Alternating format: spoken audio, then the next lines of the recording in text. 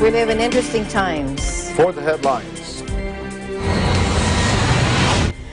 Asian countries are ramping up measures to block the spread of a new virus that has killed 6 people in China and is transmissible between humans, raising fears of a massive outbreak during a major holiday travel rush. President Donald Trump's historic impeachment trial begins in earnest in the Senate, with Democrats calling for his removal from office and Republicans determined to acquit him, and quickly if possible.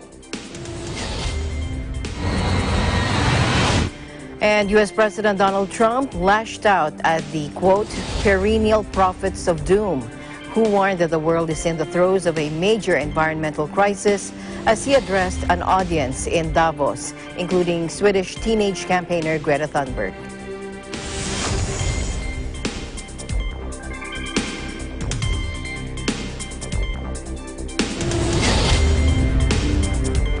I'm Alma Angeles, wherever you're watching from around the world. Thank you very much for joining us. We welcome our viewers here in the Philippines and around the world. Good evening, everyone. I'm Sam Cepeda. And now to the news.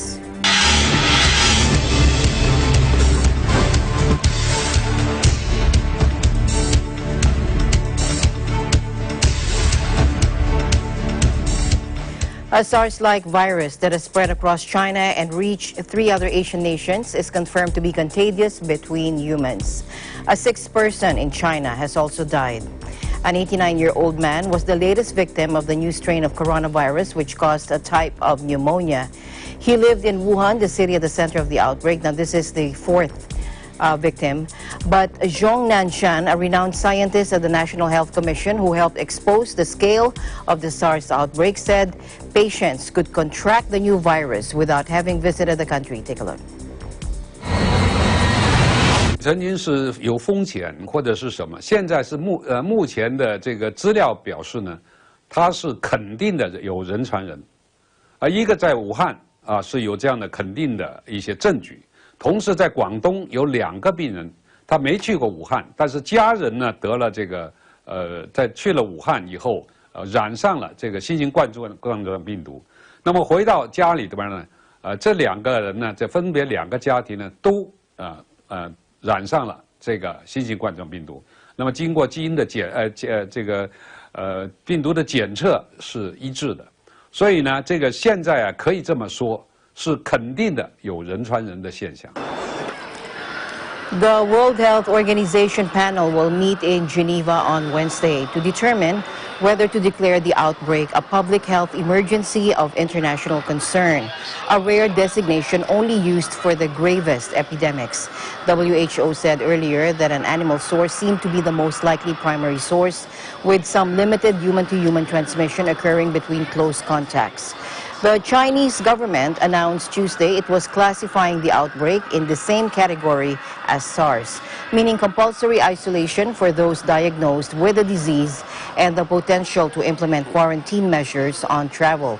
China's President Xi Jinping said that the virus must be resolutely contained and stressed that information must be released in a timely manner in his first public comments on the outbreak on Monday.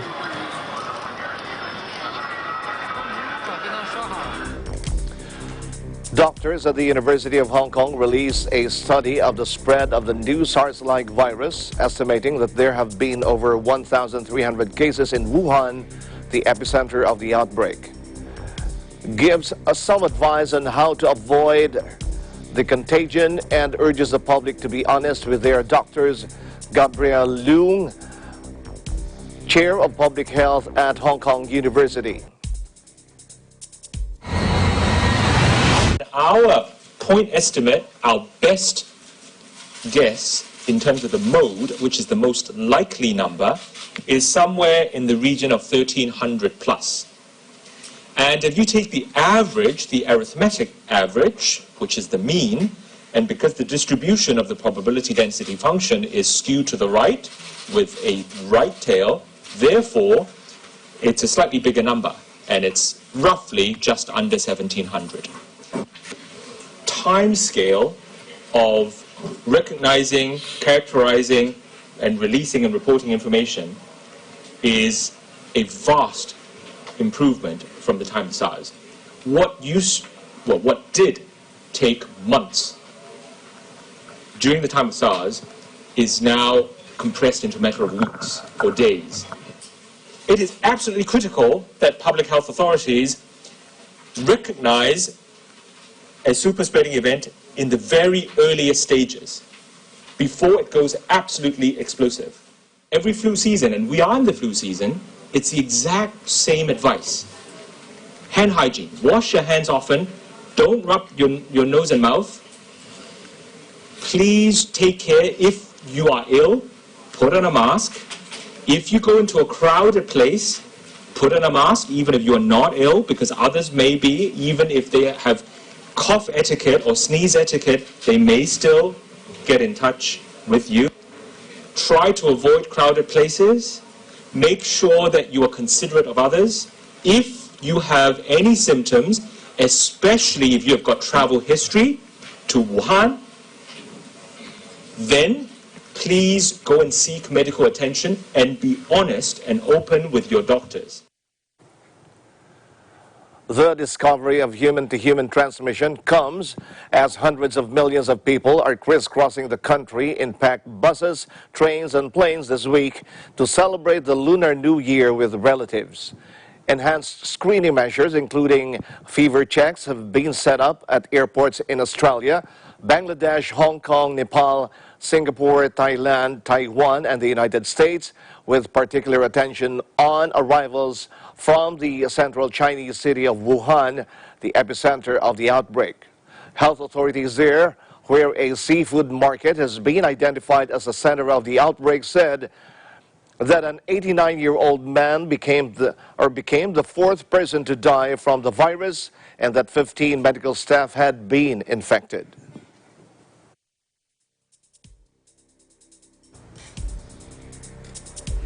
Meanwhile, in Australia, officials said a man showing symptoms of the SARS-like virus after visiting China is being held in isolation in his home in the country's first suspected case of the coronavirus. A Queensland health spokesperson said the man had recently returned from the central Chinese city of Wuhan, believed to be the epicenter of the outbreak of the coronavirus, which has infected a total of 218 people and caused at least 6 deaths. Queensland's Chief Medical Officer, Janet Yang, said he was recovering at home in the northeastern city of Brisbane, where health authorities were awaiting the results of tests to determine whether he had contracted the new virus.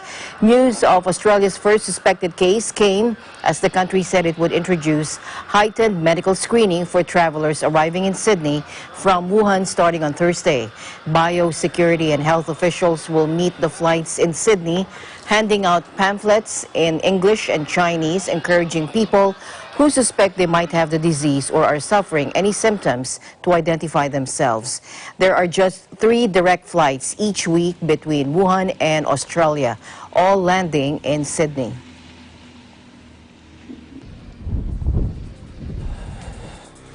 Health authorities said the Philippines was probing on Tuesday its potential first case of the SARS-like virus that has infected hundreds in China.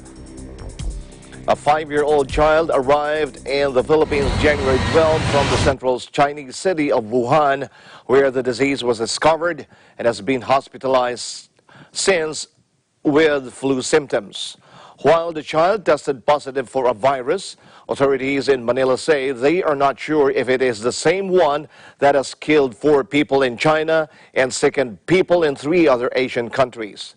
The child is considered a person under investigation, Philippine Health Secretary Francisco Duque III told a press briefing in Manila.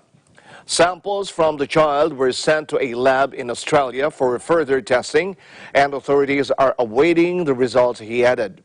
A child was already showing symptoms like fever, throat irritation, and cough before arriving in the central city of Cebu with a parent, the health department said.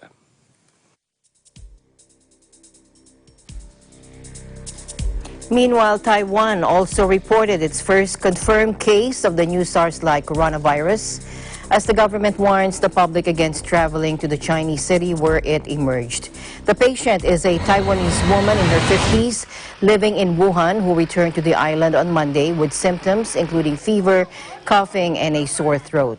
Asian countries are ramping up their measures to block the spread of the new virus as the death toll in China rose to 6 and the number of cases jumped to almost 300 now since it first emerged in the central Chinese city of Wuhan. The Taiwan patient reported her symptoms to quarantine officials on arrival at Taiwan airport and was immediately taken to a hospital for treatment according to the Island Centers for Disease Control. The woman told officials that she had not visited any local markets or had contact with birds or wild animals while in Wuhan. The agency also said authorities are monitoring some 46 passengers and crew from the same flight she had.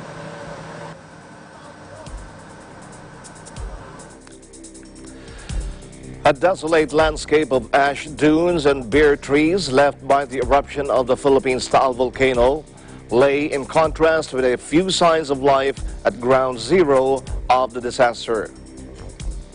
The island site was buried by massive deposits of ash when Taal erupted last week and remains under a mandatory evacuation order due to a feared bigger blast. Yet about a dozen white cows milled near dust-blanketed homes and several brightly colored boats were docked at the shore, according to an AFP reporter taken on a rare military flight around the area. Thin plumes of steam rose from the crater.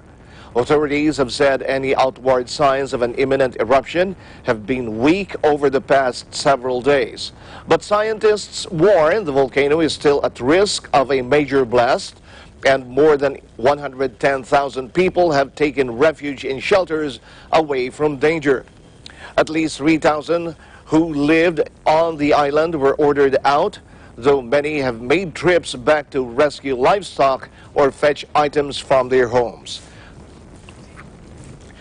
Many families previously offered services catering to the tourists who visited the volcano, a popular attraction in the Philippines despite the risk of eruption.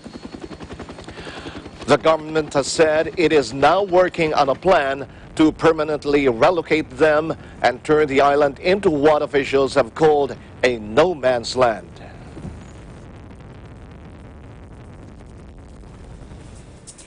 Meanwhile, fewer quakes, fewer sulfur dioxide emissions, and volcanic earthquakes were recorded in Taal for the past 24 hours on Tuesday.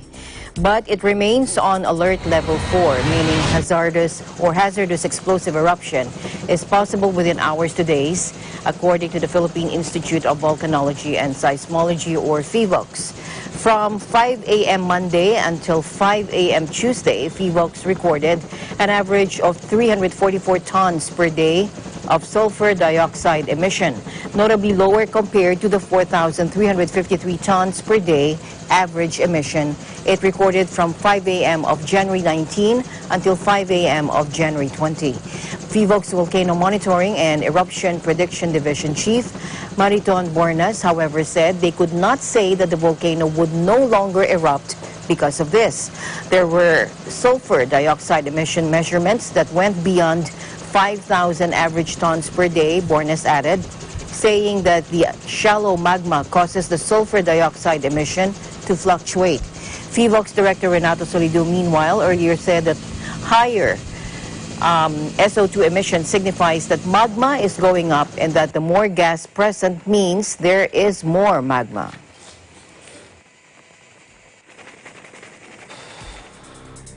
Albay Representative Joey Salceda on Tuesday filed a measure seeking to create the Taal Commission as the primary agency of the national government for relief and rehabilitation efforts towards the comprehensive reconstruction of Taal eruption vulnerable areas.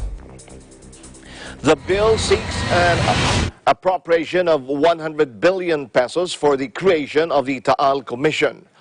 Under the bill, the proposed Taal Commission shall formulate plans, programs, and projects for the relief, rehabilitation, resettlement, and livelihood services, as well as infrastructure development in the affected areas.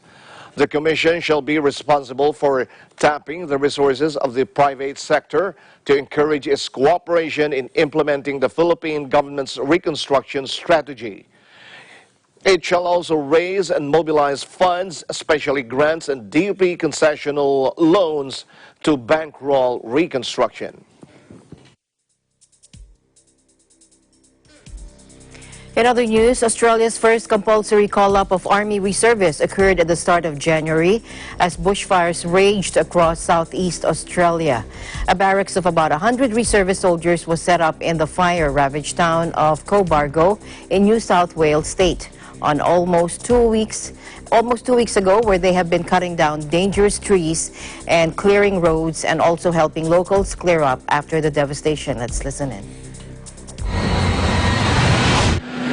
We're just helping with a lot of the local farmers. A lot of them have fences that have been burnt out, so we're helping them. We're trying to avoid damaging fences as much as possible, clearing off if we happen to be taking down dangerous trees. We also have teams that are fixing fences, particularly along the main routes like the Princess Highway, so that farmers are able to put their livestock back into forward paddocks and resume normal operations for their farm. As well as all the engineering effects that we're trying to give to the community to return them to business as usual. One of the goals we want to do is be able to support them by getting the soldiers engaged with the community, so letting them go down to the shops or have a meal at the local hotel after hours is certainly something that we want to try and encourage. It also allows the soldiers to communicate and get into a situation where they can talk to the locals, and as we found, we were able to generate a lot more requests for help if we get involved in there and see face-to-face with the locals every evening. We haven't had any bad injuries or anything like that, so I haven't been able to utilise my skills as much as I would have liked. Well, not that I would have liked, because we don't want anyone getting injured, but yeah, it's completely different doing the training and then putting it into practice in real life. A merry-go-round of extreme weather was hampering efforts by firefighters in Australia to tackle unprecedented bushfires that have killed at least 29 people now and devastated vast swaths of the country. Parts of the country welcomed heavy rainfall overnight, but authorities warned on Tuesday that storms were bringing added complications and the fire danger risk could be elevated in the coming days. The country has suffered a collision of extreme climate events in the past weeks, with storms, lightning, thunder, and hail battering areas in the fire-hit east.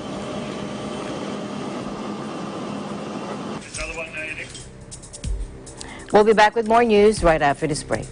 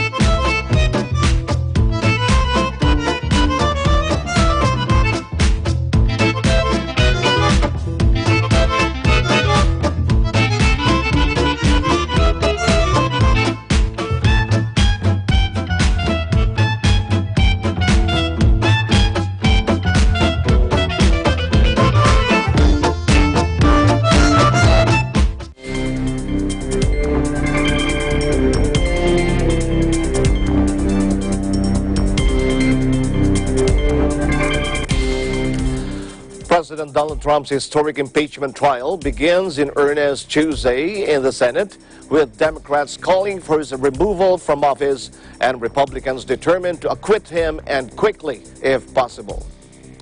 The job of these lawmakers sworn in last week as jurors is to decide if Trump abused his office and obstructed Congress as charged in the 2 articles of impeachment approved last month by the House of Representatives.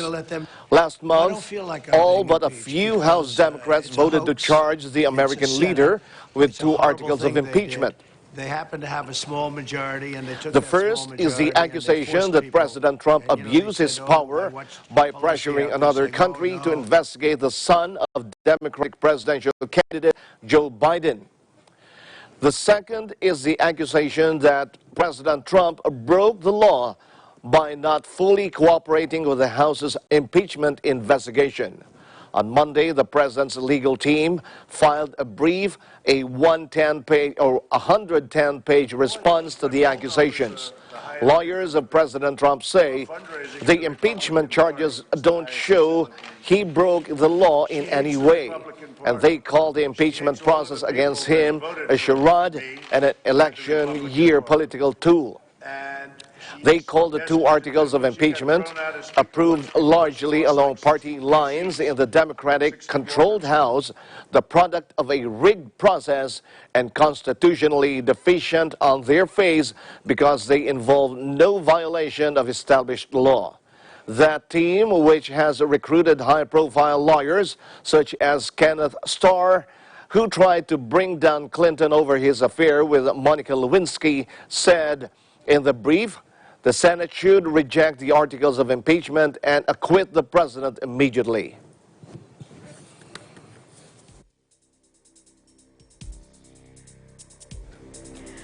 Hundreds of gun rights supporters gathered outside the Virginia state capitol for a rally under heavy surveillance and a state of emergency declared by authorities, fearing violence by far-right groups. Take a look.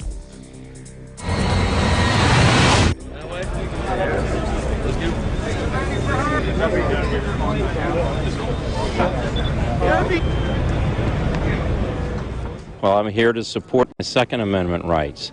And there's a liberty that is not anywhere else in the world that I'm aware of. And it's part of what has made America great. I believe in having gun rights. I don't like all these laws they're trying to pass on us.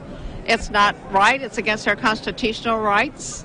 And all these fine people with guns have the perfect right to have them. No, none of us are shooting anybody on the streets. Guns are good. We've lived with them all our lives. But I came to support our friends and neighbors in Virginia. Virginia is very important. If Virginia falls, we all fall. We have to stand firm. We can't allow the government to infringe on a constitutional right. Okay, good.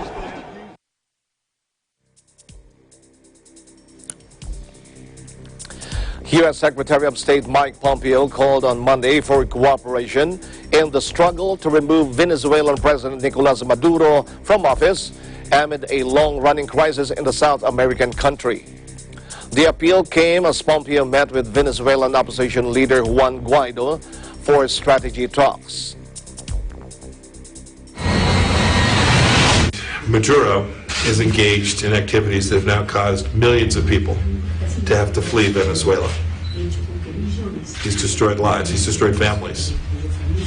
He's now added to his terror regime, working alongside terror organizations inside of his own country. He's now running an operation that looks more like a cartel than anything else that one could describe. It's a failed state, and the fight for democracy is valuable and real. It's just as valuable and real to the Europeans as it is to the Americans, and so we are working closely alongside them to deliver freedom for the people of Venezuela. No one should. I've heard ideas. Some people think that we underestimated Maduro. What's been underestimated is the desire for freedom that rests in the hearts of the Venezuelan people. And we are collectively, the Europeans, the other countries in South America, and the United States, determined to deliver that outcome for the people of Venezuela. Thank you, President. Guaido, who arrived on Sunday in Bogota in defiance of a travel ban, plans to travel to Brussels for a meeting with the EU's foreign policy chief on Wednesday and then on to Davos, Switzerland to attend the World Economic Forum. Okay, Humaira, go ahead. Hello.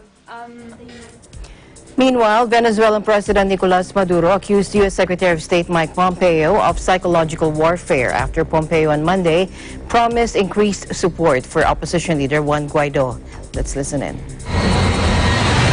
Mike Pompeo declara que está listo, ya, para que ustedes vean lo que es la mente de Mike Pompeo.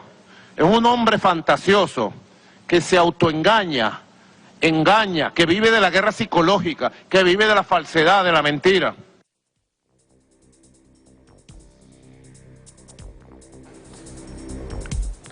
Hundreds of Central Americans from a new migrant caravan tried to force their way into Mexico by crossing the river that divides the country from Guatemala, prompting the National Guard to fire tear gas. The Central Americans from the so-called 2020 caravan of around 3,500 undocumented migrants gathered on the Guatemalan side of the Suchiate River at dawn, demanding migration authorities let them continue their journey to the United States.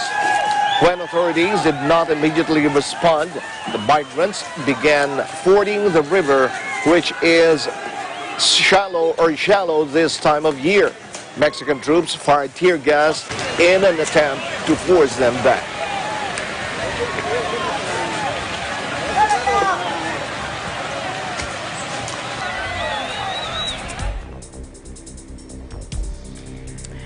A memorial was held in the U.S. Capitol to commemorate the legacy of Dr. Martin Luther King Jr. Christina Ann Acuesta reports from Washington, D.C.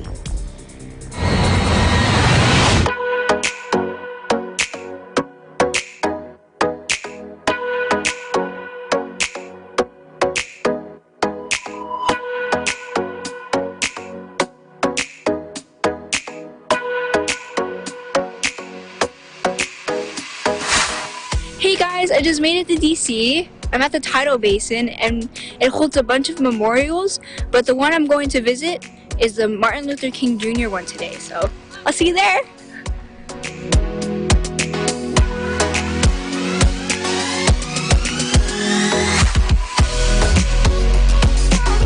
Hey guys, so I just made it to the Martin Luther King Memorial and right behind me was the statue. Ooh, let me go fix. And fix it. So right behind me right now, over there, is the memorial itself. So we're here today because the world is celebrating his works. So let's go check it out. Now, you've probably heard of Martin Luther King Jr. He's an activist and a great believer in pacifism. A great guy, really. In fact, he was one of the activists to get the Civil Rights Act passed. Now behind me is this wall full of his famous quotes from sermons, speeches, and writings. My favorite quote is actually behind me.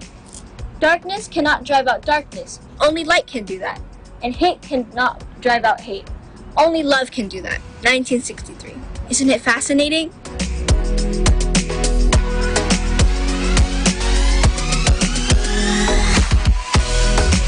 As you may have noticed, behind Dr. King are two mountains. They represent the Mountain of Despair, a stone of hope, which Dr. King is cut and carved out of, with a quote on the side saying, "Out of the mountain of despair, a stone of hope."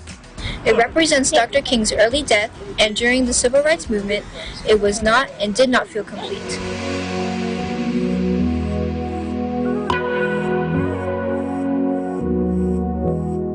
The Martin Luther King Jr. Memorial Site is at 1964 Independence Avenue. 1964 represents the year the Civil Rights Act became law. Basically, it ends discrimination from race, color, religion, sex, and national origin.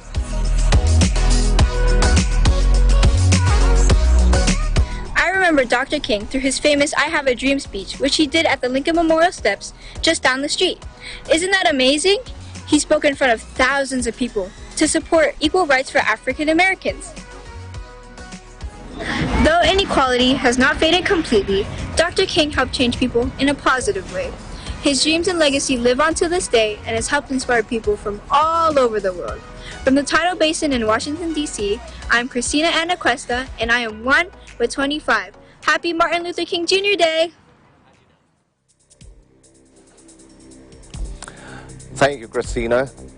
Former Interpol Chief Meng Hongwei, who was detained on a visit to China in 2018, was sentenced Tuesday to more than 13 years in prison for bribery in a case that shook the international police organization.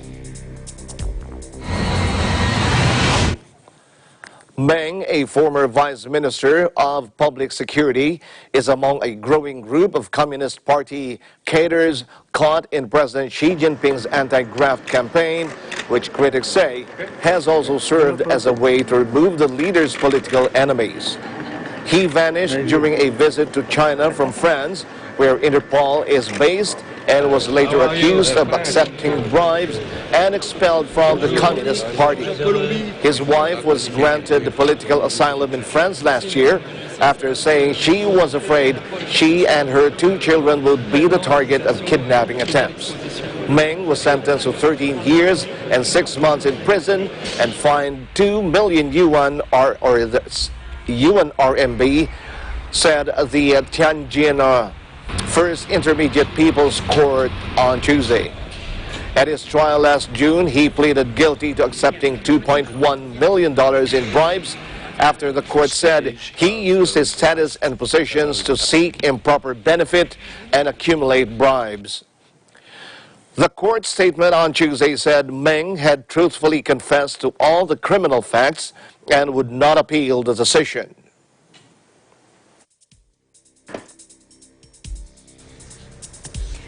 In other news, Ethiopia, Kenya, and Somalia are dealing with desert locust swarms of unprecedented size and destructive potential that could spill over into more countries in East Africa, according to the United Nations Food and Agriculture Organization. Take a look.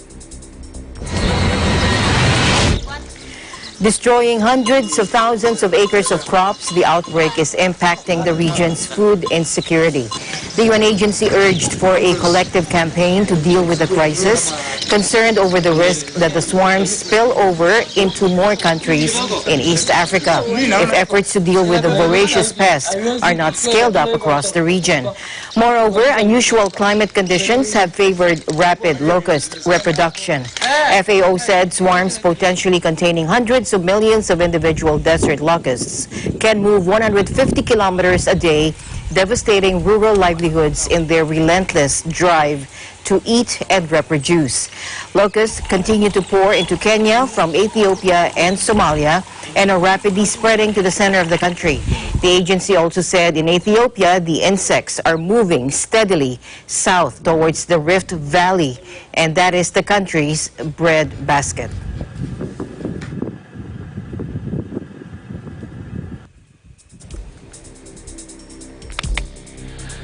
Storm Gloria arrives in southeastern France, accompanied by torrential rain, flooding, and high seas along the coastline. Earlier, the storm raged through much of eastern Spain and has claimed at least 4 lives, with strong winds and record waves causing many public services to close. Valencia on the Mediterranean coast and the Balearic Islands, including Mallorca, bore the brunt of Monday's storm. Storm Gloria has arrived in Pyrenees Orientales, France's southernmost Mediterranean department, which has been placed on high alert. Dozens of extra police and firefighters have been deployed in the region. The A9 motorway on the French side of the border was closed as a precautionary measure.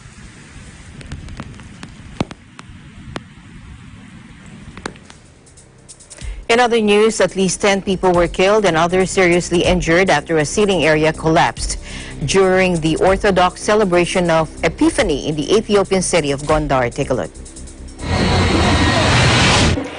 The Ethiopian news agency reported that more than 15,000 foreigners were attending this celebration, and the stand was set up for up to 1,000 people, but it became overloaded and then collapsed.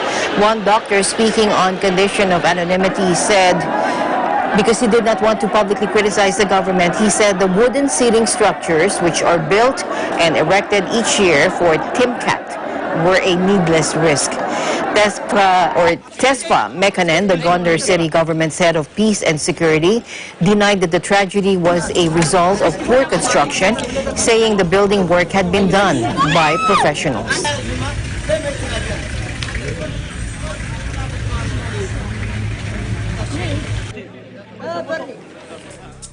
More news will be coming your way when Eagle News International returns.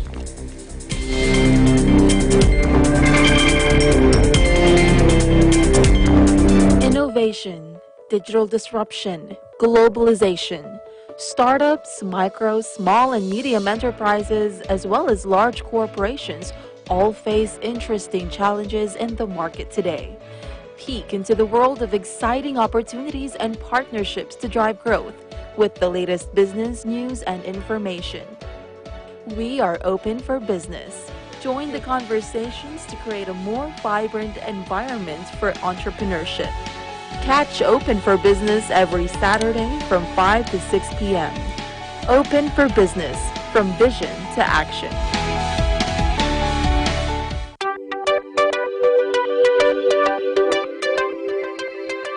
Watch your favorite Net25 shows on OSN channel 725, same day as the Philippines. Watch your favorite Net25 shows live and on demand anytime, anywhere on any mobile devices on OSN Play.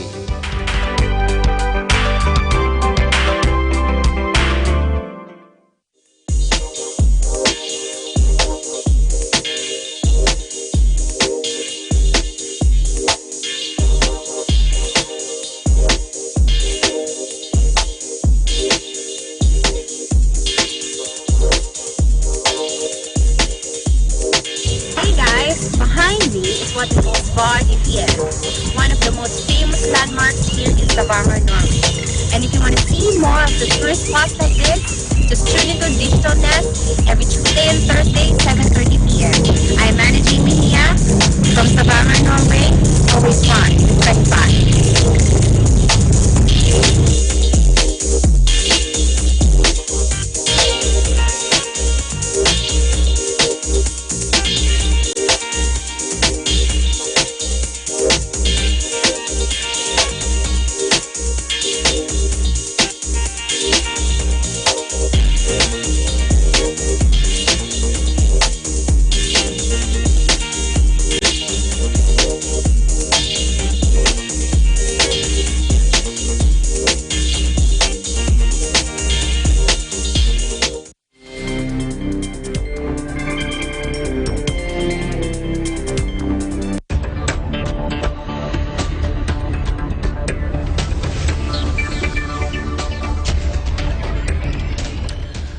Global growth is sluggish but tentatively stabilizing after 2 years of slowing, the IMF reported today in its latest quarterly update to the World Economic Outlook report. The IMF head of research, Gita Gopinath, said the signing of the so-called Phase 1 trade deal between the U.S. and China and the fading uncertainty surrounding Brexit are positive steps, but other risks are arising. So we are seeing tentative signs that global growth may be stabilizing at subdued levels. We are projecting growth to recover modestly from 2.9% in 2019 to 3.3% in 2020 and then 3.4% in 2021. So the balance of risks are tilted to the downside. Now there is some positive news from the US-China trade negotiations and from Brexit. However, geopolitical risks are rising. Social unrest is prevalent in many countries, and we could see a re-escalation of trade tensions. A large downward revision of Indian growth weighed on the overall global figure, but generally the IMF sees the world economy returning to or just below potential. And the IMF is recommending that countries with high debt to shore up their fiscal balance sheets during this expansion to better be prepared for a future downturn. But Gopinath also urged countries with fiscal space to use those resources to boost demand.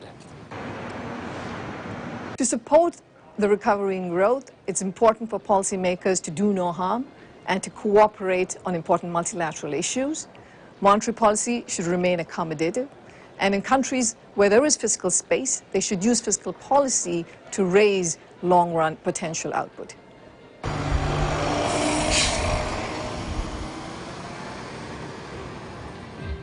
Going now to the World Economic Forum in Davos, U.S. President Donald Trump lashed out at the, quote, perennial prophets of doom as he addressed the audience there. He said this is not the time for pessimism. Let's listen in. This is not a time for pessimism. This is a time for optimism. Fear and doubt is not a good thought process, because this is a time for tremendous hope and joy and optimism and action. But to embrace the possibilities of tomorrow, we must reject the perennial prophets of doom and their predictions of the apocalypse. They are the heirs of yesterday's foolish fortune tellers, and I have them, and you have them, and we all have them. And they want to see us do badly, but we don't let that happen. They predicted an overpopulation crisis in the 1960s, mass starvation in the 70s, and an end of oil in the 1990s. These alarmists always demand the same thing: absolute power to dominate, transform, and control every aspect of our lives.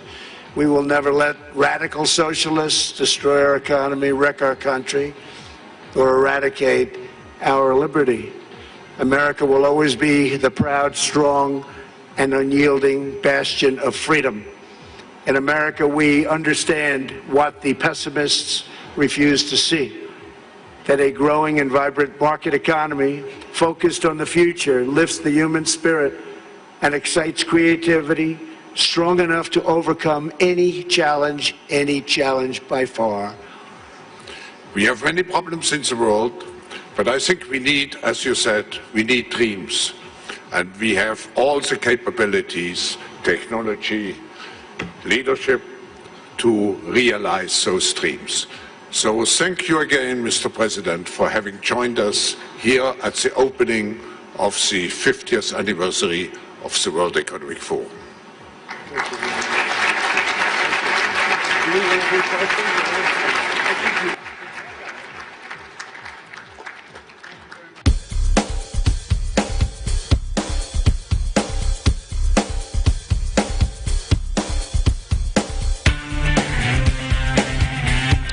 Sundar Pichai, the CEO of Google, said, as the EU puts the digital revolution at the heart of policy making, it should take a proportional approach to regulating artificial intelligence. Pichai, also boss of Google's parent company Alphabet, argued before an audience at a Brussels think tank, Bruegel, that companies like his own, an internet behemoth valued at $1 trillion, need to be given a say as governments formulate AI regulatory policy. There is no question in my mind that artificial intelligence needs to be regulated. The question is how best to approach this. Sensible regulation must also take a proportionate approach, balancing potential harms with social opportunities. We want to offer our experience, expertise, and tools as we grapple with the inevitable tensions and trade-offs. There are also valid concerns about facial recognition technology. This technology can be used in new assistive technologies and tools to help find missing persons, as an example. But it can be used for far more nefarious reasons. That's why Google Cloud has chosen not to offer general-purpose facial recognition APIs while we work through important policy and technical safeguards. His speech comes at an important time. Europe is intent on forging a digital strategy able to compete with the US and China, both of which are locked in trade and technology tussles that have ramifications for industries and consumers around the world. AI is, along with 5G networks, seen as an area where developments and applications risk outpacing regulatory measures unless authorities act swiftly. In a month's time, the European Commission is due to present its proposals on how it wants to tackle AI regulation across the EU. Pichai urged a proportionate approach of balancing potential harms with social opportunities. In parallel with the EU's efforts, the US is also studying what regulations are needed to address AI, which is predicted to have disruptive effects on society, especially in terms of jobs and in determining economic prosperity. Pichai emphasized that Google had adopted an ethical approach to developing AI.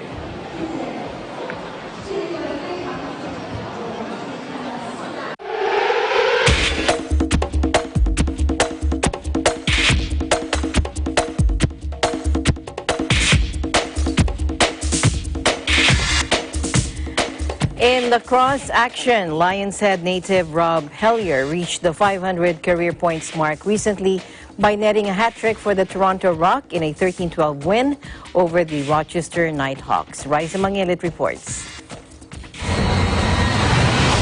In an early season North Division showdown in the National Lacrosse League, the Toronto Rock defeated the Rochester Nighthawks 13-12.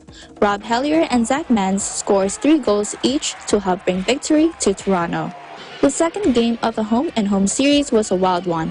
Although the Rock won the first game 14-11 at the end of December, the Nighthawks jumped out to an early 3-1 lead after the first quarter.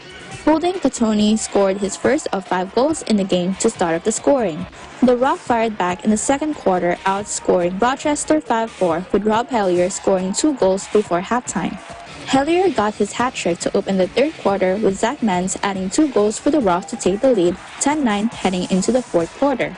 Toronto held onto the lead despite a late goal by Phil Caputo, bringing the Nighthawks within 1 goal of tying the game.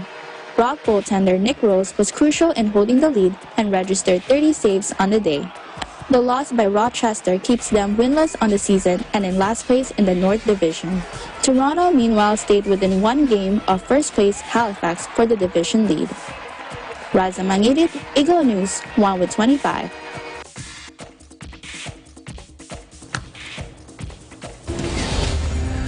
Don't forget to like us on Facebook, follow us on Twitter and Tumblr. Also check out our boards and Pinterest and pictures on Instagram. I'm Sam Cepeda. Thanks for joining us. And that's the news for tonight. Join us online and here again tomorrow evening. From all of us here at Eagle News, I'm Alma Angeles and we're 1 with 25.